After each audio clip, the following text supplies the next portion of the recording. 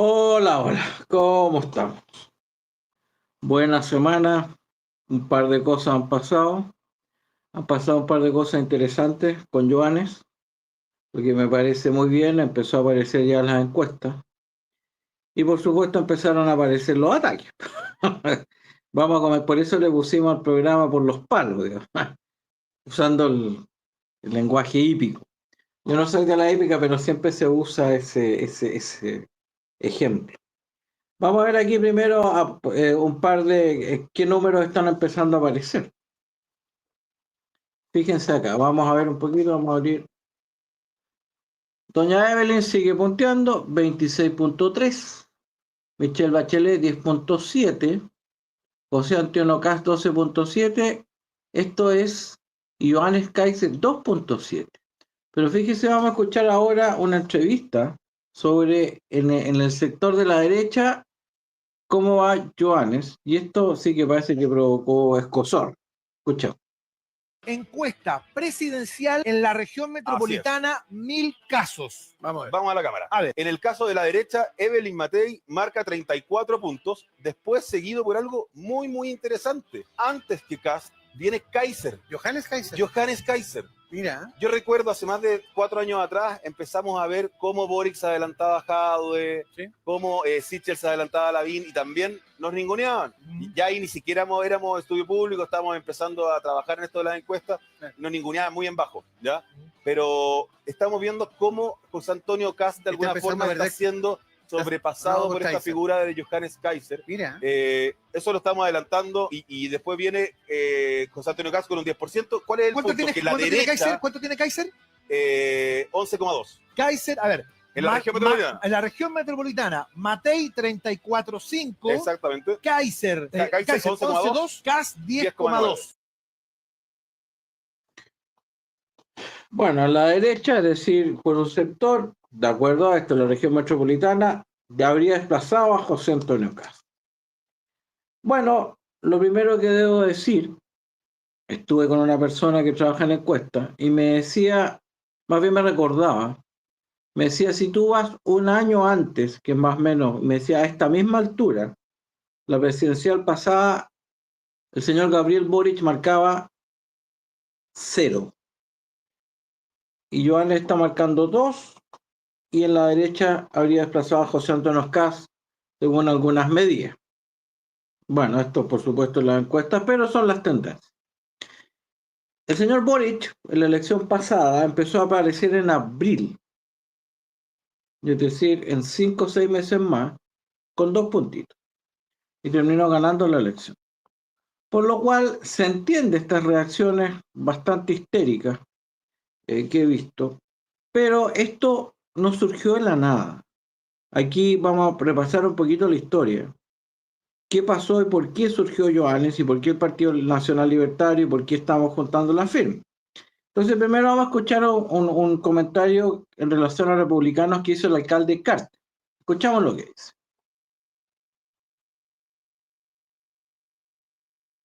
Usted lo nombró antes, Johannes Kaiser, la disputa en las derechas o de la presencia en las derechas de distintas tendencias. Usted lo nombró antes, Johannes Kaiser, Rojo Edwards, José Antonio Kast. ¿Qué piensa del Partido Republicano y su influencia en la derecha y la posibilidad competitiva que tiene al interior de la derecha? Primero? Hay cosas que comparto y otras que no con republicanos. Primero, creo que un partido de una integridad política muy alta. Vienen de una crítica a la derecha tradicional por el acomodamiento que ha habido en ciertos liderazgos de la derecha tradicional, lo que no es falso, es real. De repente la derecha tradicional llega a acuerdos con el gobierno traicionando su electorado. Eso es real. ¿Cómo cuál? Las subidas de impuestos. La del 2014 contó con nuestros votos.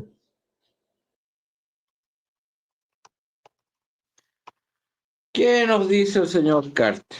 Nos dice que las críticas que hizo Republicano en su tiempo fueron perfectamente válidas. Y eso provocó, evidentemente, que por el lado de la derecha se le produjo nace republicano. Ahora, ¿qué es lo que se sigue apuntando hasta el día de hoy? Se le dice, bueno, pero si ustedes votaron muchas de las reformas que hoy en día han permitido este deterioro de la economía, al país, ustedes aprobaron las reformas del sistema educativo, ustedes aprobaron las reformas tributarias, no todos, pero muchos pusieron los votos, y ahora están diciendo, miren cómo está el país. Reformas que no debieron haber aprobado nunca, y haber explicado por qué no las aprobaban.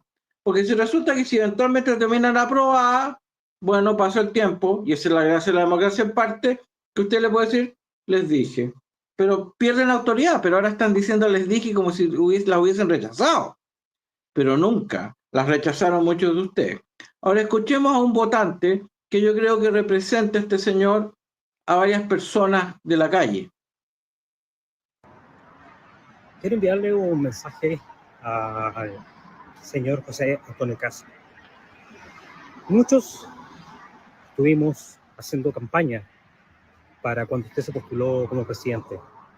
Y posteriormente muchos también hicimos campaña a través de las redes sociales y de los canales que teníamos en las distintas plataformas para que republicanos obtuvieran los votos en la famosa convención constitucional en la segunda vuelta, digamos. Y salieron. Ahora, con mucho cariño y con miras de entregarle lo mejor a Chile, yo le pido a usted que se haga a un lado. Usted ya no tiene posibilidad. Dele el espacio ahora a Johannes Kaiser, que es precisamente el candidato presidencial que necesitamos. ¿Qué es lo que hay acá? Y yo creo que, bueno, igual Republicano aprendió la lección. Pero en el caso particular de José Antonio Kast, hay un grupo que quedó con una sensación, como creo yo tiene este caballero, de traición. ¿Y cuál habría sido la traición? Lo primero haber dicho, mire, nosotros vamos en contra de este proceso constitucional. Y si el grupo que va en contra arrasó la elección, bueno, usted tiene que mantener esa postura. Entonces cambia y dice, no, ahora estoy a favor, a raíz de la votación. Pero además, y aquí voy a compartirle un comentario que hice en ese tiempo, siento ser autorreferente, pero de qué es lo yo creo que fue el error del Republicano. Escuchemos un poquito, un TikTok. ¿Cuál fue el error del Partido Republicano? Por supuesto, esta es una especulación. Republicano se presenta elección al Consejo Constitucional el 7 de marzo del año 2023, donde ya habían fijado 12 bordes. Se hablaba de una cocina que se había reactivado, un proceso que no debía hacer. Arrasa en la elección y saca un 36% de los votos y obtiene 22 consejeros. Salió diciendo que no quería este proceso, que según él las reformas debían hacerse, según este partido, dentro del Congreso. ¿Qué hace el Republicano frente a esto? Dice que ha sacado mucho más votos de lo esperado, que va a cumplir su compromiso y que va a tratar de hacer una constitución. Va avanzando y comienza a ceder en pos de la aprobación del proyecto. Se produce ruido interno. Primera, acusaciones de traición, que no es lo que se había votado. Finalmente, se producen las últimas votaciones, el 4 de octubre se entrega el documento. Está lista la propuesta. Empieza a colgarse más gente del sector a leer la propuesta, gente influyente como Teresa Marino y algunos diputados, un senador, critican entendidos en estos temas como don Iván Aróstica, el señor Alviar, doña Andrea Íñiguez, profesores entendidos en derecho constitucional. Republicanos insisten y opta por el camino de descalificar a las personas que estaban haciendo esto, que se oponían, que no conocían Chile, que tenían que estudiar, etcétera, etcétera. y llama a aprobar la Constitución. El apruebo saca 44.24% de los votos y el en contra 55.76%. Hay más de 1 millón de votos de diferencia. ¿Qué es lo que debió haber hecho Republicano? Por supuesto, esta es una especulación. Especulación que yo en algún momento por lo menos traté de plantear, no fue oída. Está bien, sí, eso no es parte del problema. ¿Qué es lo que obtuvo Republicanos en la elección? Republicanos obtuvo derecho a veto, no a imponer una constitución, no tenía fuerza para eso, pero podía vetar. Lo que debió haber hecho de Republicanos es, respetuosamente, haber hecho el proyecto que él quería. Lo presento, dice, esta es la constitución que yo quiero. Y de esta constitución, que es la que yo quiero, los siguientes puntos son intransables. Estado subsidiario, derechos individuales, incluso las visiones de republicanos acerca del aborto, su visión conservadora. Es decir, esto es transable. Ejemplo, periodos presidenciales, cantidad de diputados, senadores, etc. Todo lo que se oponga a lo que yo considero intransable, lo veto, puesto que esto es lo que me facultó el pueblo hacer. Inmediatamente el republicano habría sido acusado de fascistas, intransigentes, nazis, etc. Cosa que lo fueron de todas maneras. Pero habría tenido la posibilidad de ir explicando por cada veto y la visión que ellos tenían. ¿Qué creo yo que habría provocado esto? Yo creo que esto habría provocado que alrededor de republicanos se habría formado un grupo duro. Probablemente gran parte de ese mismo grupo que se fue es el que se le habría sumado. Y con eso habría establecido un equivalente a lo que tiene en este momento el señor Boric, un 30% duro. Con un 30% duro, empieza a trabajar por una buena municipal e incluso más, creo yo, tendría una muy buena posibilidad de sacar la presidencial. ¿Por qué? Porque el gobierno claramente no solo...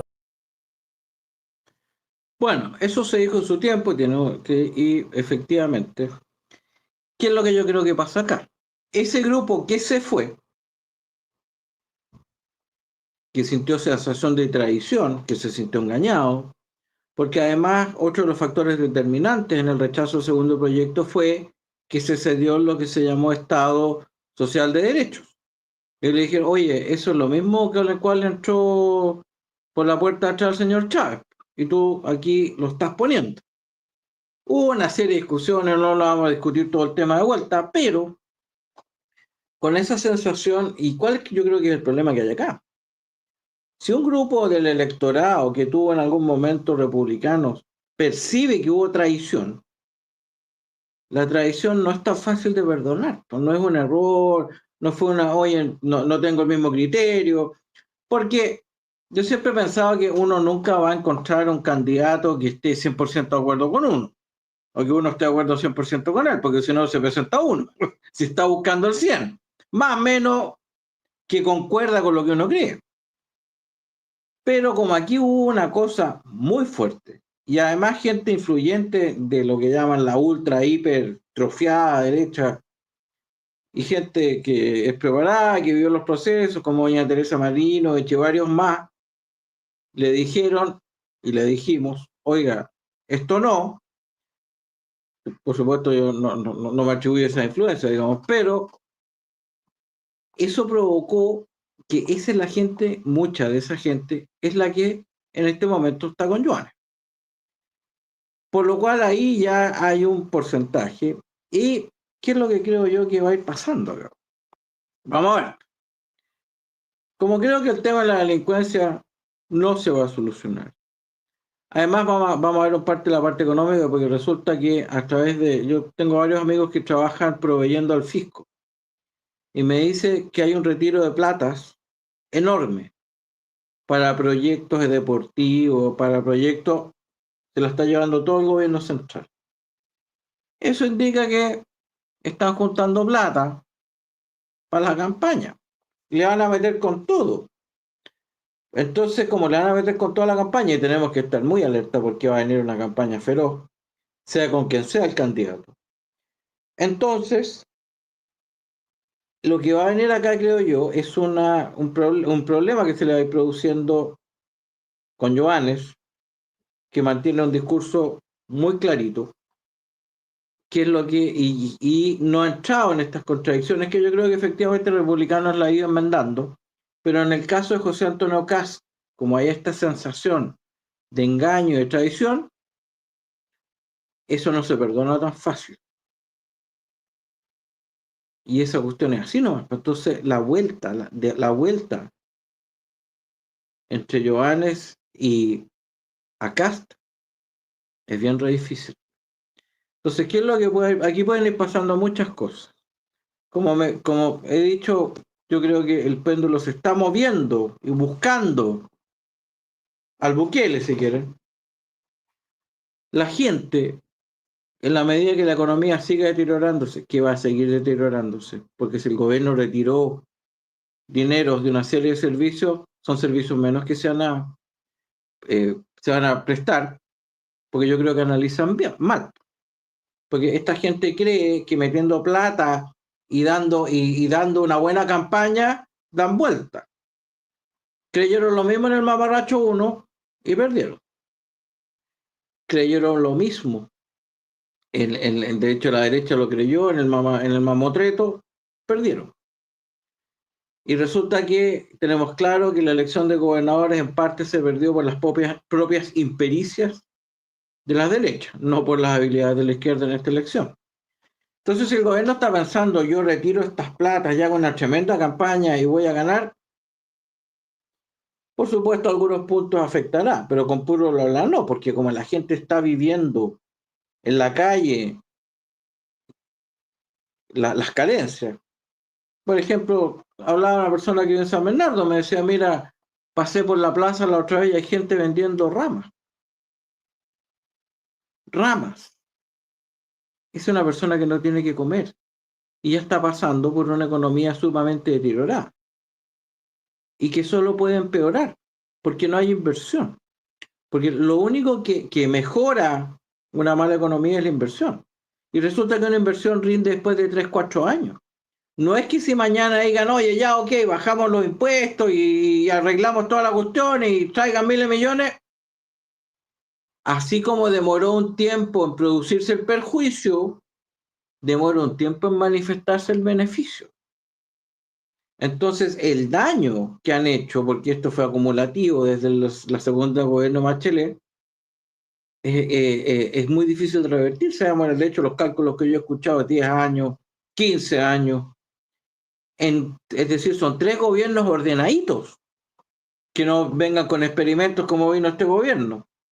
Entonces, esta cuestión, yo creo que por un lado la economía va a estar muy deteriorada, la violencia no va a mejorar, porque el gobierno va a estar dedicado a su campaña, no, a pesar de que vamos a mencionar este tema que hizo el Ministerio de la Seguridad, que para mí es un chiste, no sirve para nada esa cuestión, como la mayoría de los ministerios. Porque si uno quiere buscar un área donde la economía funcione mal, pregúntese si hay un ministerio. Si mira, ¿cómo anda la educación? Pésimo. ¿Hay ministerio de educación? Sí. ¿Cómo anda la salud? Pésimo. ¿Hay ministerio de salud? Sí. Donde hay ministerio, la cuestión anda más o menos. ¿Cómo anda el transporte? ¿Hay ministerio de transporte? Sí. ¿Se fijan? Donde van metiendo un ministerio es un área, ¿por qué? No es porque sean malos en general, es porque llenan de reglamentos y traban la actividad. Si el día de mañana hubiese un ministerio de la comida, yo creo que tendríamos problemas para comer. Porque tanta reglamentación traba, porque yo he escuchado, fíjate, les pongo un ejemplo, yo he escuchado gente que dice, no, lo que pasa con el sistema de salud es que le falta regulación. Le falta regulación en salud. Tenemos un Ministerio de Salud, un Instituto de Salud Pública, tenemos un código sanitario, tenemos una ley de salud y tenemos cientos de reglamentaciones. Y se le ocurre decir, no, hay que aumentar los reglamentos. Señor, el problema es su exceso de reglamentación. Ese es el problema que tiene. Bueno, por lo cual, esta gente no va a solucionar la actividad económica. Por lo cual yo creo que el péndulo va a seguir hacia la derecha y el discurso se va a ir derechizando. Sí van a tener que tener mucho cuidado porque todo indica que un posible candidato es el señor Orrego Claudio, que yo creo que puede ser, habría que verlo, porque si bien creo que se va a presentar muy como hizo ahora, como ganó la gobernación, desvinculándose del gobierno, pero tampoco creo que sea tan manejable como ha sido el señor Boric. Pero, por lo cual, ¿qué es lo que yo creo dado ese escenario? Las derechas tienen que mantener su discurso. Achicar el Estado, seguridad, pena de muerte, cárceles. Ese es el discurso de la derecha. Orden. Desvincularse de toda esta Agenda 2030 ridícula, recuperar la soberanía nacional. Todas estas cuestiones que vengan a organismos internacionales a darnos órdenes, todos esos decretos que firmó tanto Bachelet y ratificaron durante el gobierno del señor Piñera. Se acabó, señores ONU. Usted no viene a experimentar más en mi país. Que les vaya muy bien. Ahora, he oído unos escándalos porque Johannes dijo que había que separarse de la Corte Interamericana de Derechos Humanos. Bueno, la Corte Interamericana de Derechos Humanos, resulta que, por ejemplo, Uruguay hizo un plebiscito donde falló, dijo que el pueblo uruguayo dijo que se acababa el tema de los juicios militares y una ley de punto final. La Corte Interamericana de Derechos Humanos dijo que eso no, lo anuló. Perú soltó al señor Fujimori, por decisión dijo ya, ok, está muy viejo, que muera tranquilo. La Corte Interamericana al tiro saltó, no pueden soltarlo. Entonces resulta que eso no es una corte. Ese es un partido político. Es como el INDH acá. Entonces, claro, si a mí me dijeran, no, esta corte es íntegra, recta, a veces se equivoca, como todos los tribunales, pero es un modelo de rectitud, bueno, pero no lo es. Yo aquí mismo conté que tiene una noción de derecho constitucional evolutivo, por lo cual lo que uno tranza puede ser cambiado, porque ellos lo reinterpretan. Entonces, ¿quién quiere pertenecer a un tribunal así? No, pues, entonces claro que tenemos que ir evaluando estas cuestiones. Pero tenemos que ir evaluándolos por los hechos, por los comportamientos que han tenido estos organismos.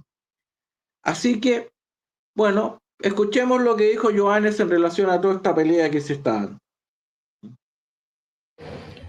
Bueno, damas y caballeros, un tremendo saludo. Acá me encuentro en Argentina, en la CIPAC, donde va a haber una conferencia a la que van a asistir muchos referentes conservadores, liberales, tanto de Norte, Centro y Sudamérica. Y bueno, y he notado que el tono del debate en las redes sociales ha ido endureciéndose. Quiero recordar que los republicanos en ese sentido no es nuestro enemigo, el enemigo está al frente y que es a ese enemigo al que tenemos que derrotar para sacar adelante a Chile. Así que un tremendo abrazo a todos ustedes y nos estamos conversando. Hasta luego. Eso es tener clarito dónde está la cuestión. No perder en peleas que son muy de las derechas, que se vienen agarrando entre ellos. Ahora, yo he escuchado algunos análisis, me han dicho, pero ¿por qué las derechas se pelean tanto entre ellos y las izquierdas no? Muy simple, porque la mayoría de la gente de derecha no odia el Estado. Entonces, si resulta que por ABC no se gana la elección, bueno, será para la otra. Pero como la mayoría de la izquierda vive el Estado, para ellos perder el poder es dramático. Entonces, como es dramático, se le lleva la vida por eso se alinean y se ponen de acuerdo. Ahora aquí, dado que la situación de Chile en seguridad, en delincuencia y en salud es dramática, por lo menos yo creo que para esta vuelta eran ponerse de acuerdo y buscar, no sé, una primaria amplia, por ejemplo, que vayan todos y el que gane todos detrás de eso, buscar un programa común más o menos, que pues, esto es lo que vamos, y que se haga, que no sea puro bla bla. Así que todo eso se está jugando y vamos a ir viendo cómo se muestra otra cosa. Después les voy a compartir algo que me sorprendió y no me sorprendió, de un muchacho que acaba de dar las pruebas de aptitud en biología. Y vamos a hablar un poquito de este tema de la educación. Parte de lo que firmó la derechita. Escuchemos. Acabo de salir de la PAES de Ciencias y me pregunto, ¿qué le hicieron a la prueba, weón? ¿Por qué se volvió tan ñoñoína la weá? Respondí como 30 preguntas de 80 que eran de pregunta de investigación, cuál es la variable dependiente, independiente, qué es una conclusión. ¿Qué es ese conocimiento de mierda, weón? Una tarde me demoró en aprenderme ese conocimiento. ¿Qué sirve para la vida ese conocimiento? ¿Por qué ninguneamos tanto los conocimientos y hacemos una prueba tan laxa, weón, que cualquier weón con 2 dedos de frente la puede responder, weón? Creo que debo haber respondido 12 preguntas buenas de biología, seguro, y no sé nada de biología. Bueno, no sé qué es una mitocondria, no sé qué es una célula, un complejo de Golgi, no sé por qué se produce la diabetes, weón. No sé ninguna enfermedad de transmisión sexual. Y debo tener el 70% bueno de esas preguntas. Porque la única cosa que preguntaban era, bueno, si esta variable aumentó y esta disminuyó, ¿cuál es el gráfico que corresponde? Bueno, y lo único que había que saber era cuál es el gráfico que iba para arriba y cuál para abajo. Que si una variable aumenta, el gráfico va para arriba. Estamos mal, gente, weón, estamos súper mal. Dejemos de ser tan ñuñoa, weón, y preguntemos conocimientos duros, weón, que valgan la pena saber, weón. ¿Qué es una onda electromagnética de verdad? ¿Qué? Pregunten esa, weón. Si ya volvió todo, el estallido social ya fue, weón. Vuelve la farándula, primer plano, weón. Va a volver Morandé en cualquier momento, weón. Volvamos a lo antiguo, por favor, weón. Puta la prueba latera, weón. Bueno, ¿cuál es el problema acá? Que para quitar los patines, las preguntas tienen que ser fáciles. Si esa es la tragedia de esto. Yo disminuyo la exigencia e igualo. Pero para igualar, para que haya más cantidad de aprobados, disminuyo la calidad. El problema es que vamos a tener puros profesionales de mal calibre, de mala calidad. Y esto mismo, y vamos a comentar más adelante, está pasando en las universidades. Metieron una cuestión que se llama Acuerdo de Bolonia, que lo vamos a ir a explicar más adelante después, lo vamos a compartir y lo vamos a analizar, que es un acuerdo que se firmó en Europa, que precisamente lo que ubicaba era emparejar las universidades europeas. Pero aquí lo tomaron, una serie de convenios, vamos a explicar esa historia también lo metieron a nivel universitario.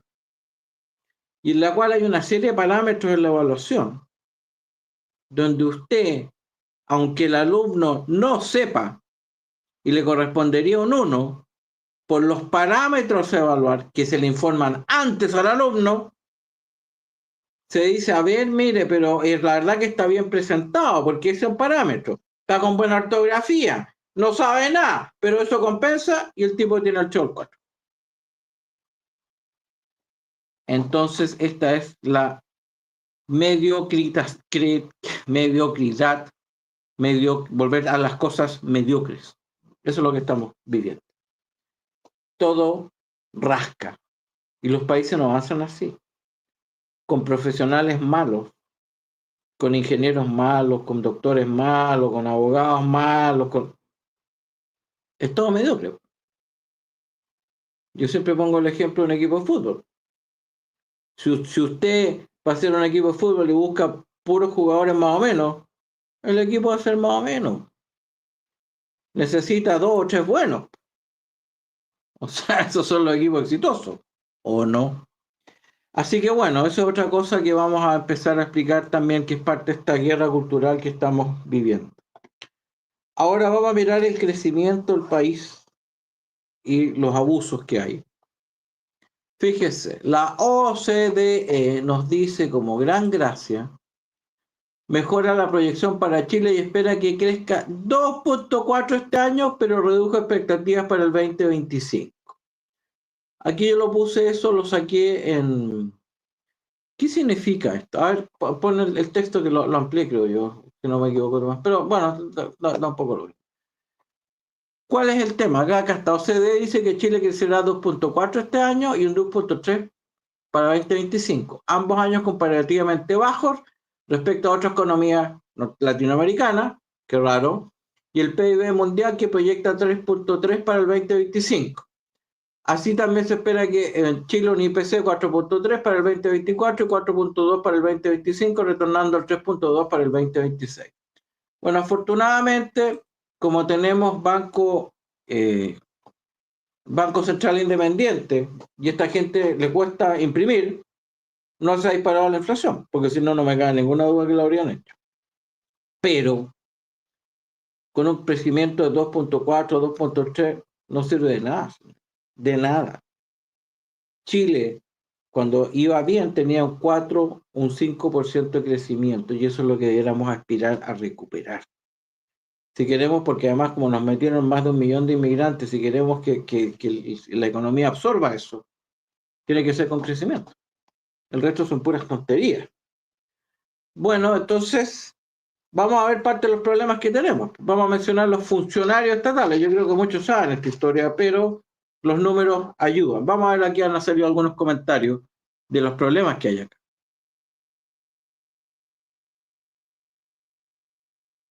Fijémonos acá, aquí hay un comentario de Joanes arriba. Cientos de nuevos funcionarios, ni uno solo cumplirá tareas de orden público, tras la mediocridad de nuestra clase política. Es decir, aquí estamos hablando de la felicidad que tienen los ministerios nuevos. A esta altura, nosotros tenemos más ministerios que la Unión de Repúblicas Socialistas Soviéticas en plenitud. Lo único que se les ocurre, bueno, como ya dije, como donde hay un ministerio funciona mal, bueno, están haciendo un ministerio de seguridad, por lo cual tenemos claro que esa cuestión lo más probable es que funcione mal. Van a trabar, limitar, etcétera. Pero esos dineros, en vez de ir donde se necesitan, que es a contratar más carabineros, más personal, etcétera, o más equipos de alta calidad, más inteligencia, no, a un ministerio. Un montón de funcionarios nuevos, de compañeros, que no van a solucionar ni una cuestión. Porque además, por último, si dijera, mire, para ser parte de ese ministerio, usted tiene que haber sido miembro de la Fuerza Armada, ex carabinero, cursos de formación en inteligencia, algo así, bueno. Pero van a meter como siempre los amigos del partido. Se sonríen y se abrazan como si fueran a arreglar algo, mientras a la gente la siguen matando en la calle. Vamos a ver ahora, esto es cuando se aprobaron las reformas de doña Michelle Bachelet. Fíjese esta foto que apareció acá. ¿A quién tenemos ahí? Mirando al señor Chaguán, feliz, a doña señora Rincón, al señor Walker, ahí está el señor Arenas, feliz con su logro, las grandes reformas. Este señor, el señor Arenas, que nos dijo, mídanme por los resultados. Yo me acuerdo varios campeones y varios supuestos intelectuales, señor French Davis saliendo a hablar a todos lados de que esto iba a funcionar maravillosamente. Desastre. ¿Y saben lo más penoso de toda esta cuestión? A ver, saca la imagen, toma. Es algo que contó Axel Kaiser ayer en Sin Filtro. Que en forma privada ellos te dicen esa reforma fue mal hecha, metimos las patas. Pero qué extraño en el sector político. Públicamente no lo reconoce. Pero vamos a ver si por lo menos ponen los votos para empezar a rectificar y cortar todas las tonterías que hicieron. Pero bueno, ya están. ¿Qué dice don Axel Kaiser en relación, vamos a seguir en el área económica? Fíjese este dato que salió. Nos dice don Axel, este es el sueño de las familias chilenas por décadas. Masacre económica en manos de Bachelet, los tontos útiles de derecha y los igualitaristas que se compraron la charlatanería del otro modelo, se los advertimos. Chile es el país de la OCDE con la mayor pérdida de propietarios de vivienda en los últimos 12 años. Todos los gobiernos, de derecha e izquierda, siempre había una cosa, que la gente tuviese casa propia. Bueno, los genios iluminados que fueron creciendo al Estado, en este momento nosotros llegamos a tener cerca del 70% de la población con casa propia. A ver, saca eso. 70 más o menos. Después bajó un 60. Ya nos estamos acercando al 50. Deterioro económico feroz. Esas son familias chilenas.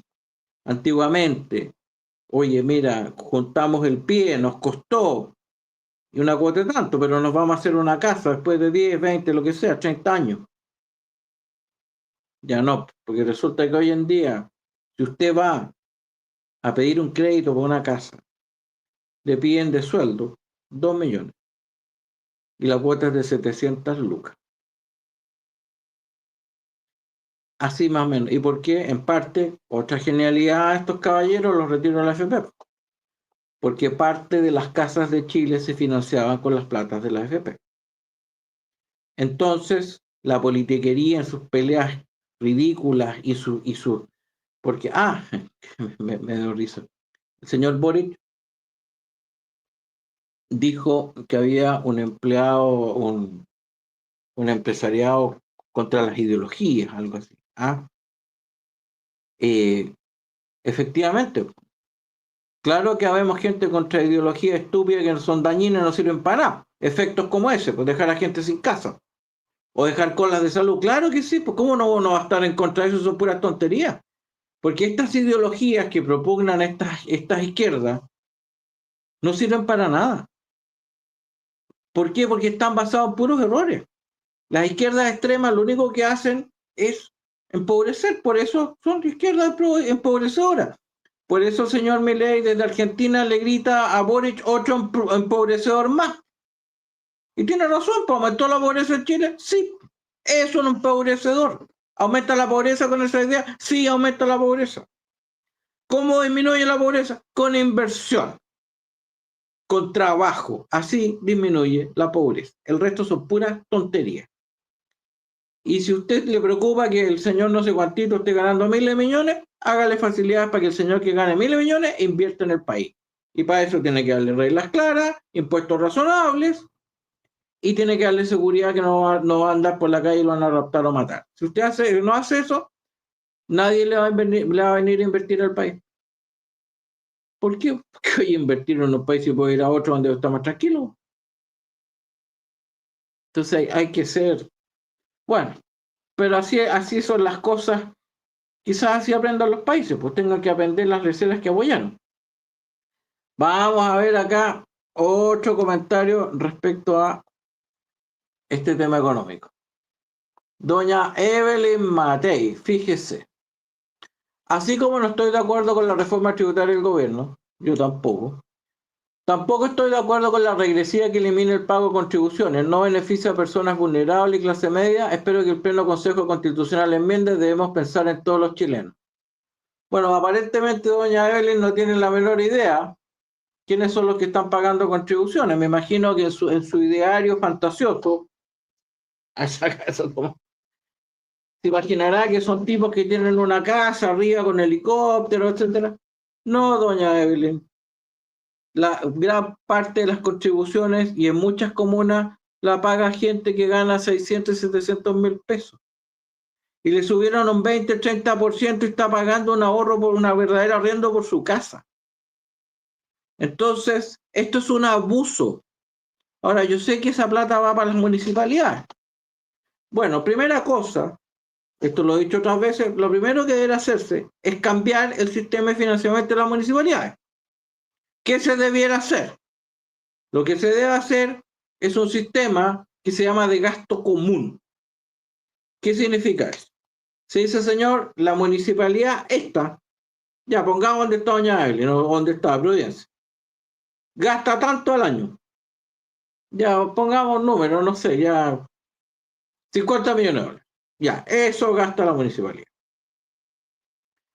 Por lo cual, el presupuesto anual es de 50 millones de dólares. Entonces, el otro año, ¿cuánto es el presupuesto? 50 millones de dólares. Y el otro, 50 millones de dólares. Porque es un presupuesto como un gasto común del edificio. Ahora, supongamos que por ABC, oiga, subieron los precios. En los gastos de la MUNI va a gastar 51. Ahí recién se sube la cotización. Pero lo que no se puede hacer es que el Servicio de Impuestos Internos se ponga a subir, totalmente desvinculado de la realidad económica. porque subieron los valores de las propiedades y las propiedades están bajando. Entonces hoy aumentó la recaudación. Eso es porque son burros, porque no entienden, lamentablemente, porque les va a aumentar la recaudación una vez y después le va a empezar a disminuir. ¿Por qué? Porque la gente se va a encontrar cómo pagar menos, se la va a pasar al papá porque está más... Porque obvio. Entonces, que digan un año, oye, subimos el impuesto y aumentó la recaudación, no significa que va a seguir así. Como tampoco significó la reforma que hicieron. Oye, subimos el impuesto a la renta, aumentó la recaudación. Y a la larga terminó disminuyendo. ¿Por qué no funciona así la cuestión? La gente, evidentemente, cuando la empiezan a cogotar, empieza a buscar soluciones. Y además, la verdad que viene hablando de solidaridad y ahí, claro, se pasan unas películas, son todos millonarios. No es verdad. Hay gente que con mucho esfuerzo, después de 10, 20 años, se logró hacer un departamento, una casa. A ver, no, es que tiene que pagarme el arriendo a mí. Y además, discúlpeme, pero si uno dijera, mira, esa plata llega a unos verdaderos tipos íntegros, con enormes conocimientos financieros, y vamos a solucionar una serie de problemas sociales. Pero si les llega un montón de incapaces, que además se la roban, y esto no es invento, si esto es algo, esto sí que me está hablando. Entonces, señores, hay que cambiar el sistema de financiamiento de las municipalidades, doña Evelyn, en vez de estar diciendo regresivo. No, toma ese sistema. ¿Y sabe qué ciudad toma esa? Tiene ese sistema, Londres, y funciona bastante bien. Ahí tiene una idea, en vez de estar recargando y recargando a la gente todos los años, independiente de la situación económica. Así que bueno, por ahí otra cosa que sacar, que analizar. Después vamos a ver otra cosa, que son respecto a la ley Lafken, que si no... Sí, mire esto, lo que ganan algunos de estos caballeros. Atención, mientras el Estado te estruja con más y más impuestos, tu plata se va al bolsillo de burócratas con sueldos millonarios. Estos son algunos de los mejores pagados. Rubén Alvarado, presidente ejecutivo de Codelco, casi 50 millones brutos, mientras Codelco arrastra pérdidas millonarias. Felipe Bravo, gerente general de Metro, 21 millones. Óscar González, gerente general ejecutivo del Banco Estado, 17 millones. Y cacha las embajadas, cargos muy cotizados. Sebastián de Polo, embajador en Brasil y amigo de Boric, el que iba a meterle inestabilidad al país, 16 millones. Beatriz Sánchez, embajadora en México, amiga de Boric y reina de la fake news del centro de tortura en el Metro Baquedano, también 16 millones. Javier Velasco, embajador en España, amigo de Boric, el de las langostas y el fetiche con los pies, 15 millones. El Estado, un botín, tus impuestos, una repartija de cargos. Comparte. Estos son un montón de abusadores. Porque esa gente, ¿usted cree que alguien le pagaría a alguno de ellos 16 millones? Quizás al de Codelco, pero el resto, ¿a título de qué? ¿Cuánto está generando usted? Entonces aquí lo que han encontrado un grupito es la chiva para vivir como reyes cuando no son reyes. Vivir como millonarios no habiéndola hecha, sacándosela a otro. Eso es abuso, explotación, abusar del resto y aprovecharse. Un montón de bolseros, eso es. Los sueldos de esa gente deberían por lo menos disminuirse a toda la mitad. Eso es lo que debería pasar. Por abusadores. Pero vamos a seguir esta cuestión. Así que vamos a ir viendo. Es bueno que se vayan mostrando, por eso quieren también tapar la red. Para que esto nos informe cómo abusan de los ciudadanos. Vamos viendo ahora. La ley Lafkenke, otra tontería más.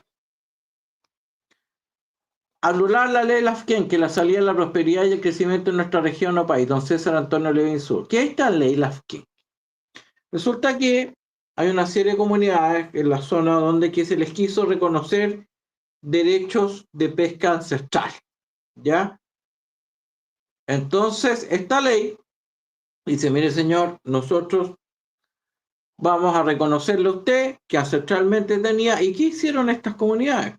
Pidieron miles de hectáreas de agua, cuando ancestralmente nunca anduvieron en esas cosas, porque estamos hablando de pueblitos de pescadores que se movían alrededor y pescaban en una zona. No, quieren toda la cuestión. ¿Y para qué? Para retársela a la salmonera.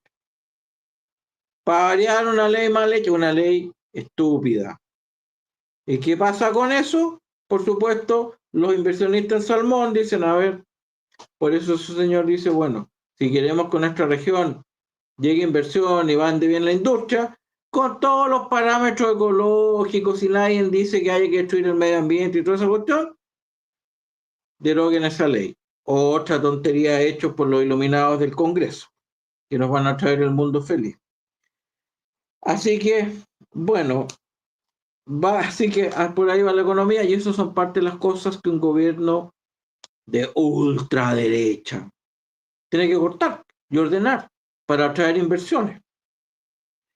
Vamos a ver ahora una discusión muy interesante que tuvo Johannes sobre derechos humanos, temas que eso es bueno tocar y que alguna vez empiezan a responder. Empresas públicas, casi la mitad de las empresas públicas empeoran sus resultados. Metro, efectivamente, lógico, menos plata, pues salieron miles de millones.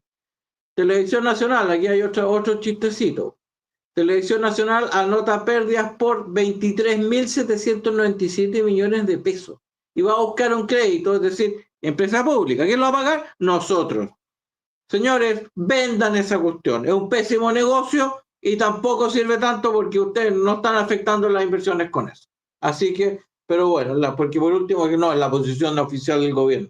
Use YouTube, señor, use la internet y con eso estamos listos. Y es mucho más barato. Así que bueno, vamos a ver cómo termina eso. Por esa cuestión hay que venderla. Pero bueno, y aquí vamos al tema de los derechos humanos que mencionamos, que fue un diálogo bien interesante que tuvo yo. Vamos a escuchar. Después de 17 años, o sea, no lo olvidemos. Pero si necesitaron 20 para hacer pedazo lo que se armó en 17. Porque no nos equivoquemos, que se entregó el país creciendo en 10. Y ahora, o sea, para algunos.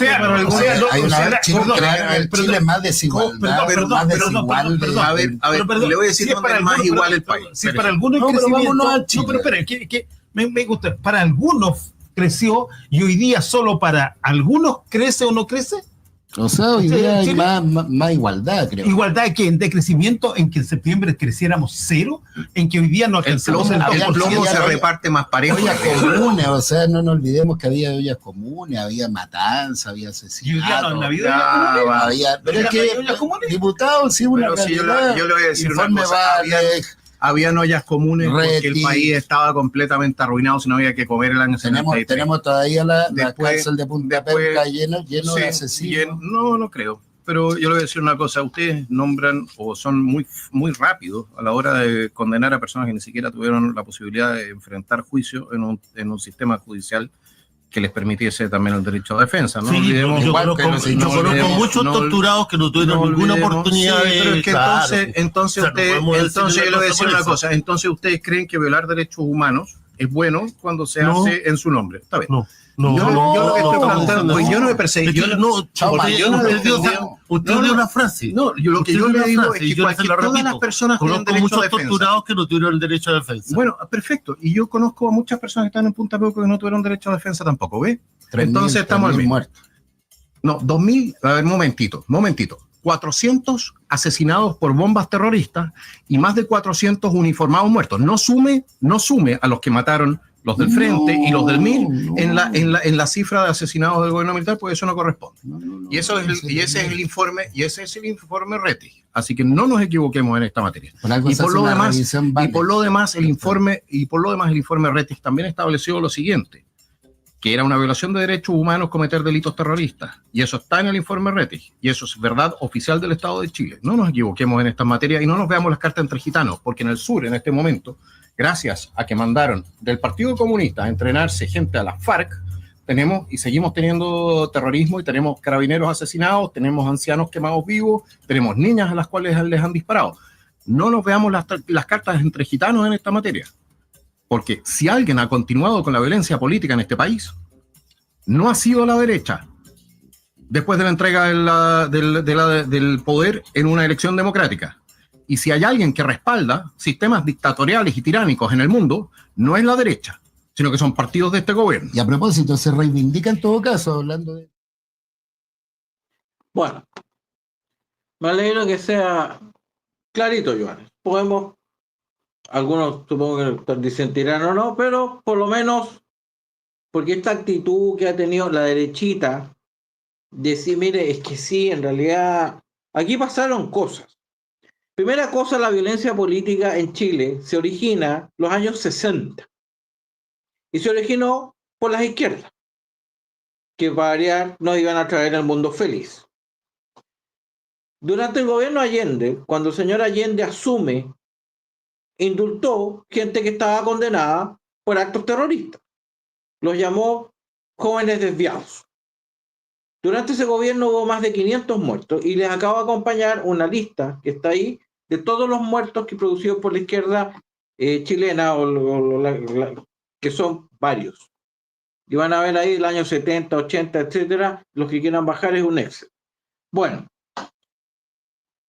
finalmente, el pueblo chileno, y eso es la famosa declaración de la Cámara de Diputados de agosto del 73, mayoritariamente pidió la intervención. Ahora tratan de borrarlo. Pero fue así porque tuvo hasta un 70% de apoyo el quiebre del 73 en la intervención de las Fuerzas Armadas. Ahora están tratando de ocultar eso. Pero eso fue así. Entonces, yo sí voy a estar los datos y estudiarlos. Entonces alguien me dice, claro, me va a decir, no, pero es que la violencia de la dictadura. Sí, yo puedo reconocer de que efectivamente hubo abuso y que hay gente que está en Punta Peo que quizás algunos bien condenados. Pero de que hay gente inocente, de que hay gente que a lo más iba pasando, que le reconocieron por la voz, etcétera, y que se armó un negociado con los derechos humanos para sacar, también. Y para eso basta estudiar los expedientes. De hecho, yo más de alguna vez le he pedido a los abogados que han litigado en esas causas y a las fundaciones que lo suban a internet. Suban a internet los expedientes para que la gente vea cómo son las condenas. Para que las facultades de Derecho puedan analizar esos juicios. A ver si fueron tan equitativos, justos, y etcétera. Mucha de la gente que está en Punta Peo. Porque eso es cosa de mirarlo nomás. Si yo estoy diciendo, qué sé yo, que bueno, que esos juicios son abusivos, mirémoslo, analicémoslo. Si hay algún abogado de derechos humanos que le ha tocado litigar, le pido por favor suba a internet su expediente. Compártelo para que las facultades de derecho puedan estudiarlo, vamos a leerlo todo y veremos si son tan iguales y tan justos y tan debidos y son todos asesinos como están diciendo. Cosa que yo positivamente sé que no es verdad. Ahora, lo que dice Johannes de la Comisión Rete que es absolutamente cierto. Porque resulta que ahí hay 800 muertos, que son 400 que fueron asesinados por el terrorismo y además 400 y tantos que fueron de las Fuerzas Armadas, por lo cual dicen no, 3.000 muertos, no, son 2.200. Esos son los muertos que hubo a raíz de los sistemas de contrainsurgencia, que pueda reconocer que hubo abuso, que hubo violaciones, quizás hay gente que condenar, no tengo ningún problema en eso. Pero lo que está diciendo Johannes, de que aquí se han subido por el chorro, es verdad. Y está bueno que empecemos a aclarar esta cuestión. Así que si alguien tiene algún expediente completo, porque por último yo le pediría que me lo hagan llegar a mí, y como aquí a veces subimos cosas y los vamos subiendo, y podemos explicar caso tanto con tanto, conozcan y cuál es la causa de la condena, etcétera, y cómo se lleva adelante ese juicio, para que vayamos viendo si realmente todos los que están ahí son asesinos y torturadores, que yo sé que es verdad, porque sé gente que le dijeron, mire, ¿sabe qué más trae a fulanito? Ni siquiera sabía quién era fulanito, lo dejó 10 años cárcel. He sabido gente que le dijeron, oiga, vaya al Estadio Nacional a preguntar cómo está su tanito. Volvió 10 años cárcel por pasar la información. Y por supuesto la gordita indemnización que pagamos todos. Así que esta cuestión es bueno que sea transparente, se devele, se sepa lo que pasó en esos juicios. Así que si alguien tiene algún juicio de derechos humanos, que lo tenga ordenadito, le pediría. Para compartir en las redes, compartámoslo para que la gente los conozca y veamos si hay tantos asesinos como están diciendo. Y ahora finalmente, si bien es una situación que pasó en Argentina, ya que en el último programa nosotros hablamos sobre esto del del macho abusador, el patriarcado y todo. Fíjese lo que pasó con esta muchacha en Argentina. Mi nombre es Ania Jasmine Carro y vengo a contar mi historia. Una historia donde no solo hubo una falsa denuncia de mi parte, sino una persecución del polo de la mujer, cómplice con la justicia de Córdoba. Para condenar a un hombre inocente, solo necesitan a una persona que diga algo en contra de un hombre para terminar condenado por no menos de 10 años a la cárcel o 15, como mi papá. Necesitan a alguien como yo para acomodar y manipular toda la información para llegar a su fin. Mi historia comienza cuando tenía 14 años, empezando mi adolescencia. Me agarró un enojo con mi padre y no quería límites, no toleraba un orden, y en el colegio y la sociedad me mostraba cada rato que yo era una mujer y ningún hombre debía decirme qué hacer. En esa época, una amiga, verdadera víctima, me contó un abuso que sufrió, y con mi colegio, que apoyaba el feminismo o el hembrismo, y daba discursos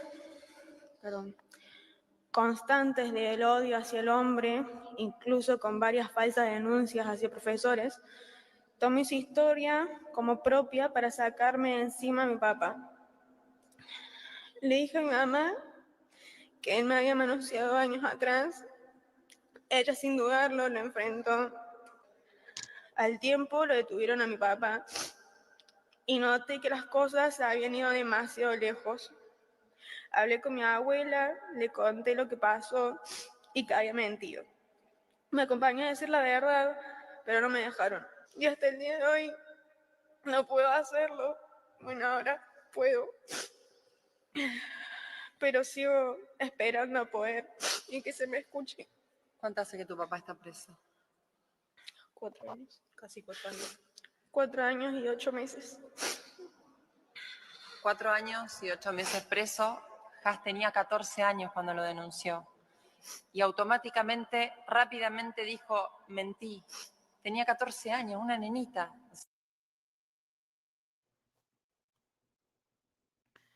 Presunción de inocencia. Imagínense. A los 14 años está molesta con el papá porque la trata de corregir. ¿Cuál es el deber de los padres? Porque aquí parece que el deber de los padres es entretener. No, el deber de los padres es corregir. Uno agradece cuando tuvo padres que lo corrigieron y no le dijeron a todo que sí, pero lo aprecia de viejo, como esa muchacha se está dando cuenta. Que no lo hace de malo, lo hace por ella. Bueno, fíjese, esta muchacha al poco tiempo va y dice mentí, le cuenta a la abuela. Y no la dejan. Y el padre lleva casi 4 años, lleva ahí cuando hizo esa declaración, a esta altura serán 5 años preso. Entonces, eso es lo que pasa cuando empiezan a saltarse los principios por razones políticas. Tenemos que estar muy atentos a denunciar estas cosas. ¿Por qué? Porque incluso, no olvido, cuando escuché más de algún juez que en Estados Unidos pasó eso, y una muchacha llegó y dijo, me violó. Y después resultó que estaba totalmente inocente, era totalmente inocente, y le dijeron, oiga, pero ¿cómo inventó eso? Ah, es que no quería que fuera juez. Era un candidato a juez a la Suprema, me acuerdo de ese caso. Entonces, la barbaridad que están haciendo. Y bueno, por un lado, se les rebotó en el caso Monsalve, y ahora que salió otra señorita que lo tuvieron que indemnizar para que aparentemente se quedara callada, pero brotó igual. Entonces, está bueno que empecemos a exigir esos principios. Yo sé que cuando esos delitos ocurren son delitos terribles y deben ser sancionados, pero cuando ocurren. Bueno, son las 8, yo no sé si Tomás hay alguna pregunta, algún comentario, alguna intuición. Cristian Vargas Paredes, recuerden inscribirse en el Partido Nacional Libertario. Sí, don Cristian, buen recordatorio, efectivamente. Es simple, rápido, página del CERVEL, partido de formación, Nacional Libertario, con su clave única, con su firma única, con eso. Se demorará 2-3 minutos. Beril Martínez, estoy inscrita, llevo 2 semanas también mi familia. Muy bien, doña Beril, yo también. Yo soy fundador. Soy uno de los que firmó la escritura original. Así que, bien. Danisa Galvez Sardán. Por los palos, es cuando un caballo no favorito se acerca desde atrás y la sorpresa llegar sorpresivamente a la vela. Muy bien, doña Anis. Leyó ahí muy bien el titular que estamos. Vamos a ver qué pasa. Pero de que va avanzando, va avanzando. Así que, y por eso nos están atacando. Me ha citado mucho, que creo que no está en el Quijote ese dicho, es un comentario de otro lado. Deja que los perros ladren porque vamos cabalgando bien. No recuerdo si está en el Quijote. Pero yo uso otro. Nadie tira fruta a un árbol sin fruto. Si te empiezan a tirar piedras, perdón, nadie tira piedras a un árbol sin fruto. Si te tiran piedras es porque hay fruta. Ese es el problema. Joan está con fruta. Entonces le están tirando piedras. Así que, Gavito, buenas tardes, Pablo, buenas tardes. Si no me equivoco en mi cálculo, mañana se cumplen 1000 días de menos. Creo que son unos días más, pero bueno, por ahí andamos cerca, así que ya veo que puso un pescadito. Bueno, es lo que los chilenos eligieron. Ahora yo lo que espero de este proceso es que los chilenos reflexionen y dejen de creer cantos de sirena. Se sienten ahí, oye, parece ser, porque después va a venir el otro proceso, que ya están empezando, es que no lo dejaron hacer. Mentira. Le aprobaron gran parte de sus proyectos y el que lo frenó no fueron los políticos, fue el pueblo chileno que no lo dejó hacer cuando le rechazó el mamarracho. El pueblo chileno le dijo, yo no quiero esto. ¿Y por qué se produjo eso? Porque se dio cuenta ya que le había mentido, porque el Boric de la segunda vuelta socialdemócrata desapareció en ese proyecto. Y hasta el día de hoy gente me dice, no, es que ahí se solucionaba el problema en las ISAPRES. Claro, nos olvidamos que partían el país en pedacitos, nos olvidamos que partían el Poder Judicial, esa parte no está exagerada. Nos olvidamos que se quedaban con todos los derechos de agua. Sí, pues. Entonces te sacan un articulito y te dicen, no, pero es que tú rechazaste esto. O sea, yo rechacé todo un documento que tenía un montón de aberraciones. Entonces no me vengáis a citar un pedacito y decir que era todo bueno. No, eso es mentira. Así que, Gantz, Chile crece como Bolivia o Haití, el daño será irreversible. Don Gantz, yo no creo que haya nada irreversible, pero nos va a costar. Nos va a costar. Porque destruir cuesta poco, lo difícil es construir. Nos demoramos décadas en construir y esto se demoraron un poquito. A partir del segundo gobierno de doña Michelle Bachelet, ya empezó la demolición del modelo para traer su paraíso desastroso, que en el paraíso no tiene nada. Un infierno. Eso es lo que nos trajeron a los chilenos. Un infierno. La casita de Teddy, que bueno. Voten porque no leen y se venden por un bono. Bueno, es tan mala la situación que no van a dar bonos. Si recogieron todas las platas, si es lo que pasa siempre, si es lo que dicen.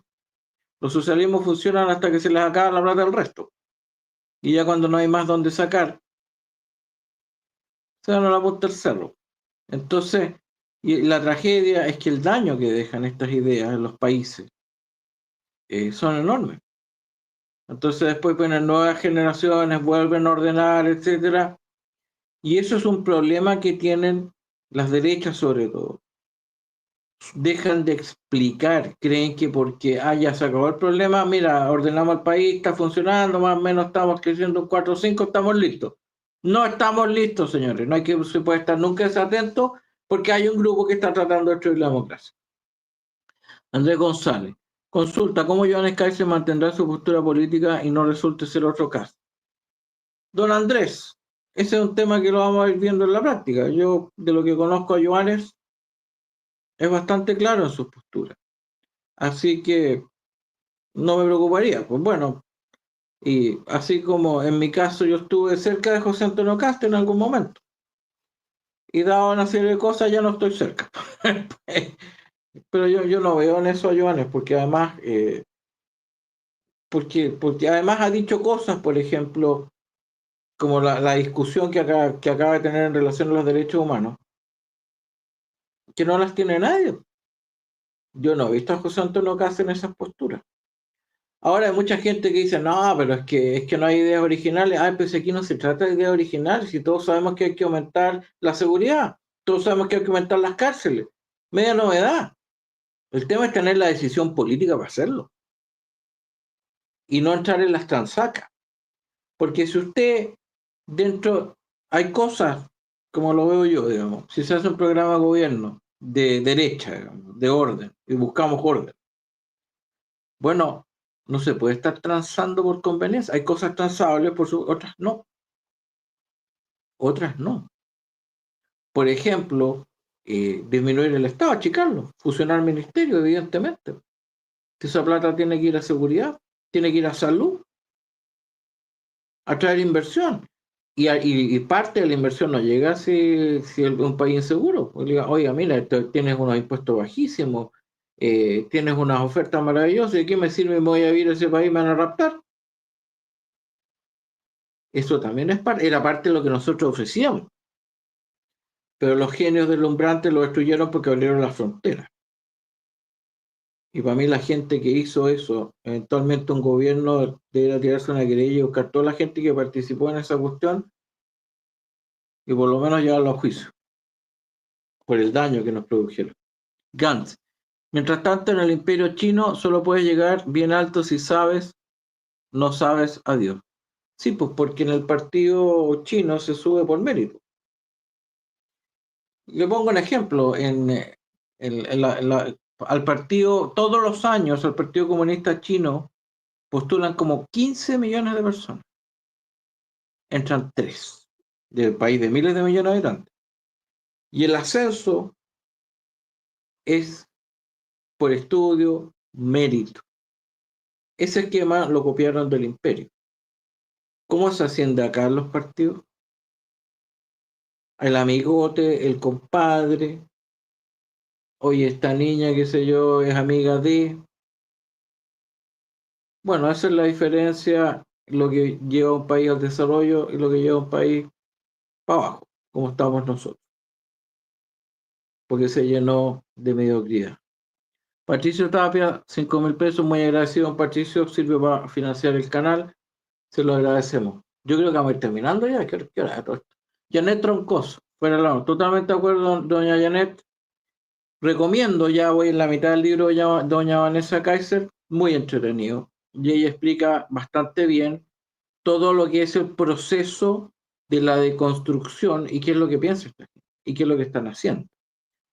Y también menciona cómo la derechita, entre cobardía, ignorancia, etcétera, y espero que se vaya dando cuenta, porque viene con documentos, estudios, etcétera, tratando de explicar qué es lo que hay detrás de toda esta agenda 2030. Ya, bueno, un gusto.